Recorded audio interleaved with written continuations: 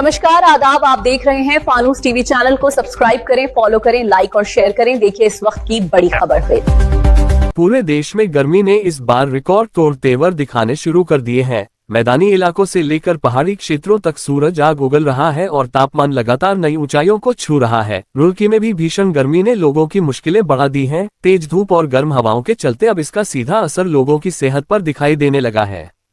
अस्पतालों में डिहाइड्रेशन, कमजोरी, चक्कर आना और उल्टी जैसी समस्याओं से परेशान मरीजों की संख्या तेजी से बढ़ रही है। खासतौर पर बच्चे और बुजुर्ग इस गर्मी की सबसे ज्यादा मार झेल रहे हैं। सरकारी और निजी अस्पतालों में मरीजों की बढ़ती भीड़ स्वास्थ्य विभाग की चिंता बढ़ा रही है। डॉक्टरों का कहना है कि तेज धूप, लू और शरीर में पानी की कमी लोगों को तेजी से बीमार बना रही है।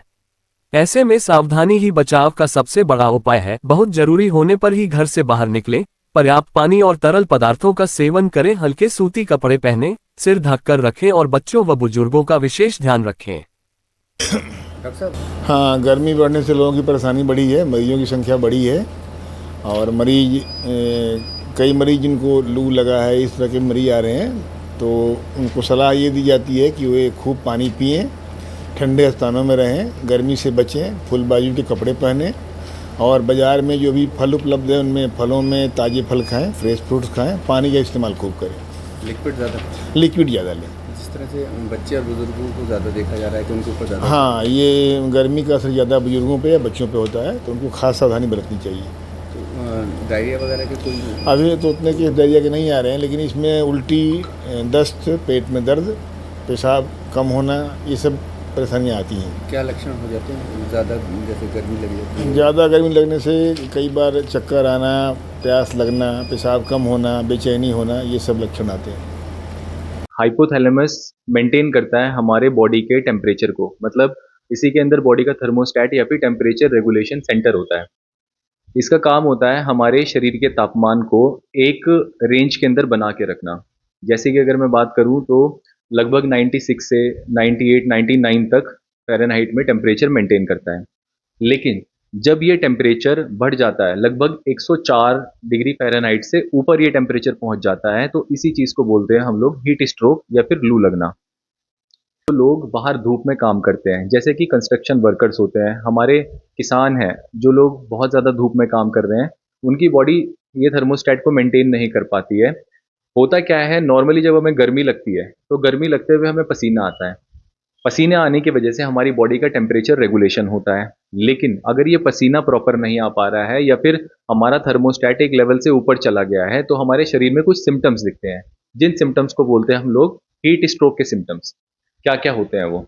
इसके अंदर चक्कर आना, उल्टी, सिर में दर्द होना, घबराहट होना और बेहोशी हो जाना। प्रिकॉशन लेने के लिए सबसे पहले तो नियमित समय समय पे पानी पीते रहना है। अगर आपको प्यास भी नहीं लग रही है तो भी आपको हर घंटे में 1 से 2 ग्लास पानी ज़रूरी है पीने। दूसरी चीज़ है कपड़े, हल्के रंग के आपको कपड़े पहनने हैं। तीसरी चीज़ है, कोशिश करो कि ज़्यादा से ज़्यादा छाँव जैसी स्थितियों में रहो और दोपहर के टाइम में धूप में निकलने से बचना है आपको। बिल्कुल, बच्चों पे और बुजुर्गों पे बहुत ज़्यादा असर इसलिए होता है क्योंकि उनकी इम्यूनिटी कमज़ोर होती है। कहीं ना कहीं अगर हम बात करें, इम्यून सिस्टम वीक होने की वजह से बॉडी उस टेम्परेचर रेगुलेशन को और उस चीज़ को मेंटेन करने में सक्षम नहीं हो पाती उतना जितना कि यंग एडल्ट्स में होती है। इस साल सरकारी अस्पतालों या प्राइवेट में जो है मरीजों की संख्या देखी जा रही काफ़ी बढ़ गई है। बिल्कुल बढ़ गई है। देखिए, ये संख्या इस बार इसलिए बढ़ गई है क्योंकि जो अगर हम अभी की बात करें तो इसके अंदर the great El Nino effect जो है वो देखा जा रहा है, जो कि लगभग 30-35 साल के अंतराल के बाद में दोबारा देखा जा रहा है। इससे पहले एल नीनो इफेक्ट देखा गया था। इसके अंदर होता क्या है, जो हमारा धरती का टेम्परेचर रेगुलेशन है वो करती हैं हमारी सी बॉडीज, जिसे हम कहते हैं हमारे समुद्र या नदियाँ, ये सब मेंटेन करती हैं। लेकिन जब ये प्रॉपर हीट को डिसिपेट नहीं कर पाती, ऊपर टेम्परेचर रेगुलेट नहीं कर पाती, तो ये टेम्परेचर धरती के ऊपर बढ़ जाता है। इसके बढ़ने की वजह से जो अमूमन तापमान है, जैसे इस बार का हम देख रहे हैं, लगभग 43 डिग्री के आसपास है और लगभग इसे 55 डिग्री के ऊपर क्रॉस करने की अंदेशा जताया जा रहा है। तो इसकी वजह से इस बार हीट स्ट्रोक के पेशेंट सभी अस्पतालों में बहुत ज्यादा बढ़ रहे हैं। आप देख रहे थे फानूस टीवी। हर छोटी और बड़ी खबर के लिए फानूस टीवी देखते रहें। नमस्कार।